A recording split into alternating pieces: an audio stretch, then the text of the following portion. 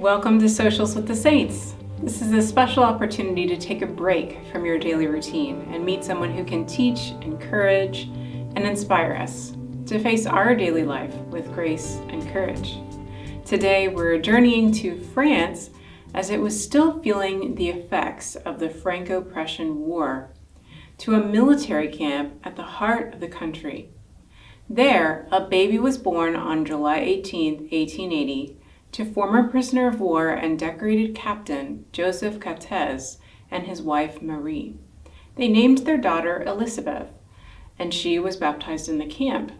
The family moved to Dijon and there welcomed another daughter, Marguerite. Shortly thereafter, Captain Catez was diagnosed with cardiac issues, and his eldest daughter, though a young girl, was already affected by her father's situation. Marie wrote to her husband, quote, "Élisabeth is very conscious of your illness. She not only prays, but she is teaching her doll how to pray."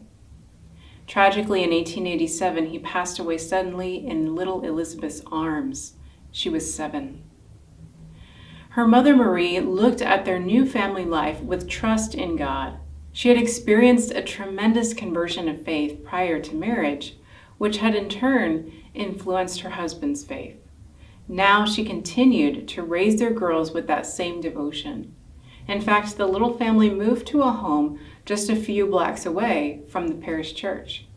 Élisabeth, whose nickname was Sabeth, demonstrated talent as a pianist, even winning a local contest. She was lively, chatty, and prone to stubbornness and angry fits, which had grown worse after her father's death. She was called the Little Captain, except by her sister, who called her a little devil. As Sabeth began to mature, she realized, out of love for her family and with a little threatening from her mother to send her off to boarding school, that she needed to grow in self-discipline. And how could she do that? Could she find help in the faith that her parents had passed on to her and her sister?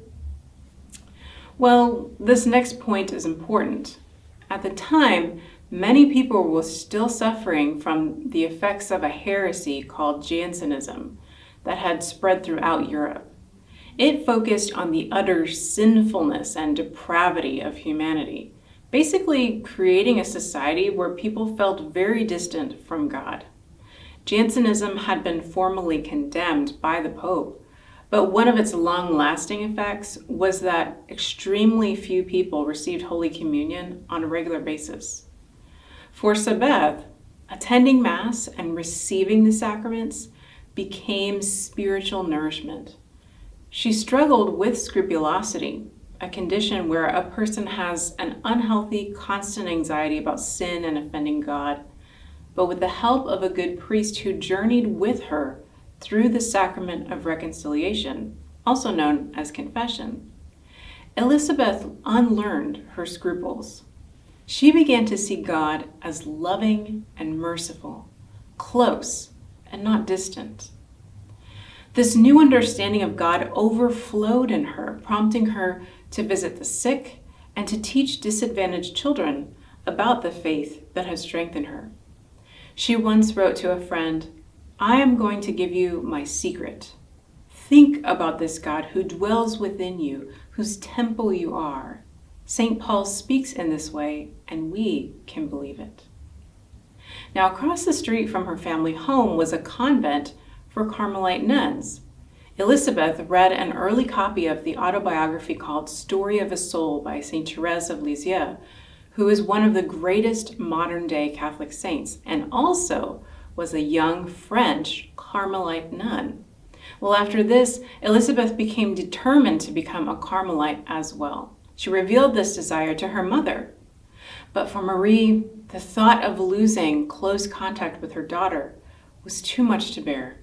See, Carmelite nuns choose to live apart from society and dedicate themselves to prayer. They never leave the convent, and if they have rare meetings with family or friends, it is from behind a gate that symbolizes the choice they have made to separate themselves apart as brides of God.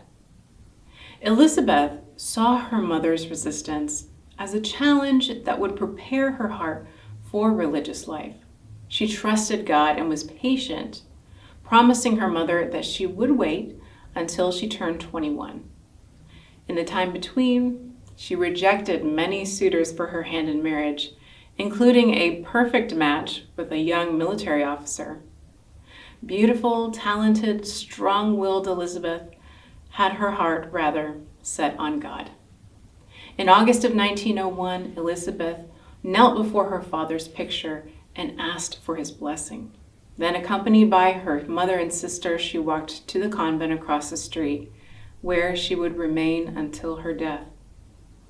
When a person formally begins their religious life, they often are given a new name. Élisabeth wanted the name Élisabeth of Jesus, but her superior gave her the name Élisabeth of the Trinity. In the following days, she began deepening her relationship with the Holy Trinity and sharing this through written correspondence she had with neighbors and others who wrote to her from outside the convent.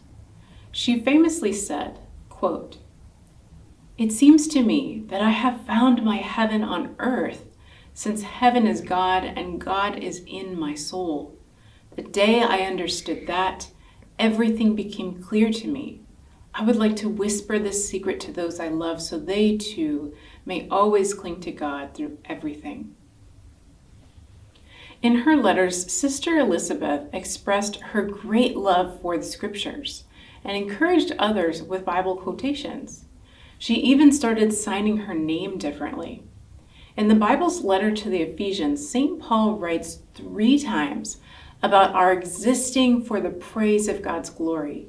And this was a revelation for Élisabeth, who believed the phrase was the name God would call her in heaven.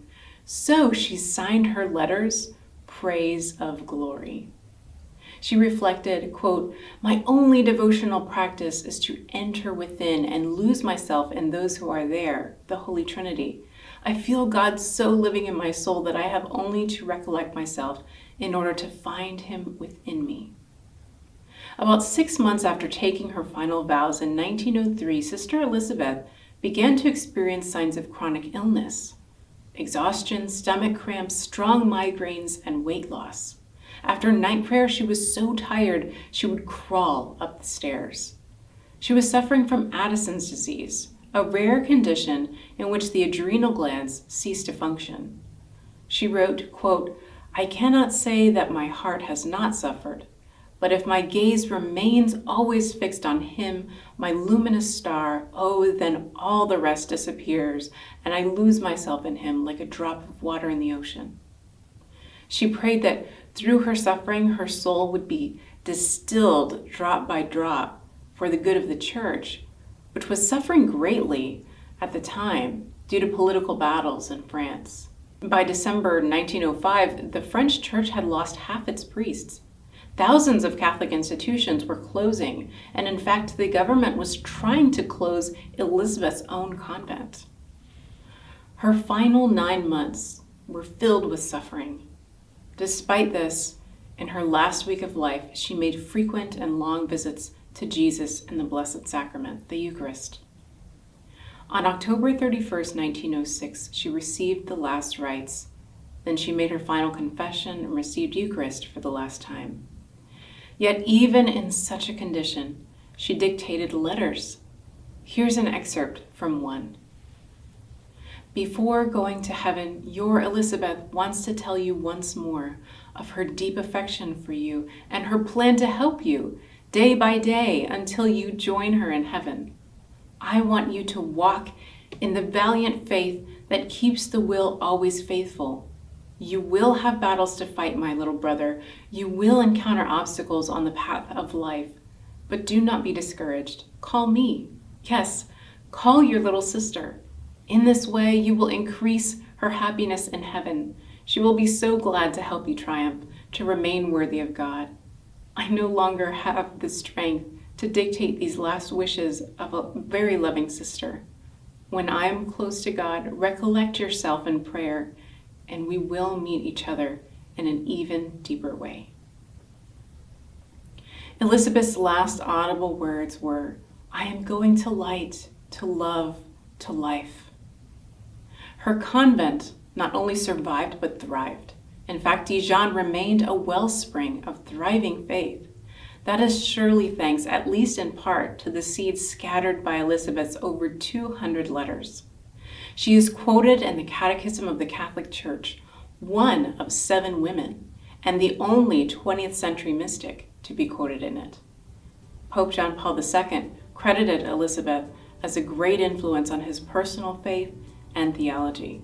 And the descendants of those disadvantaged children whom she taught, they opened a school which they named after her.